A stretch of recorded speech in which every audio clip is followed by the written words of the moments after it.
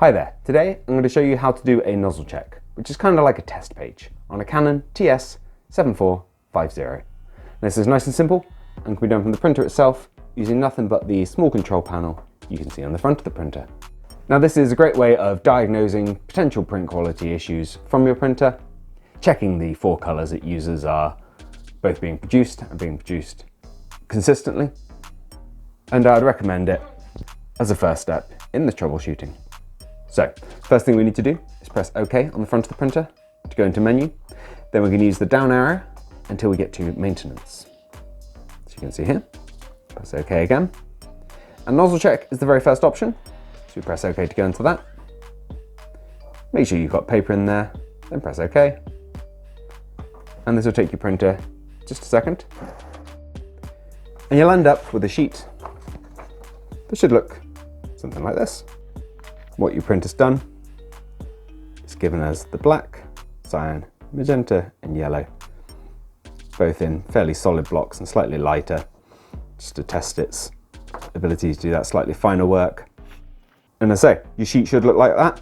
With the black, we don't have a solid black bar, we've got this more detailed kind of gate pattern, fence pattern, and you'd be looking for both the presence of this in its entirety and specifically for any kind of little breaks in the regular pattern there that would indicate like a slight blockage. So if you've got lines or missing bits, you might want to take a look at some cleans or something along those lines. And the same for the 3 colours. I've got nice solid bars regardless of how rich they are, but if any of these colours are missing for you, or say they've got lines or they're kind of inconsistent, specifically horizontal lines, as the printer's print head moves back and forth when creating these patterns, any breaks would manifest as little lines in there. And that's about it.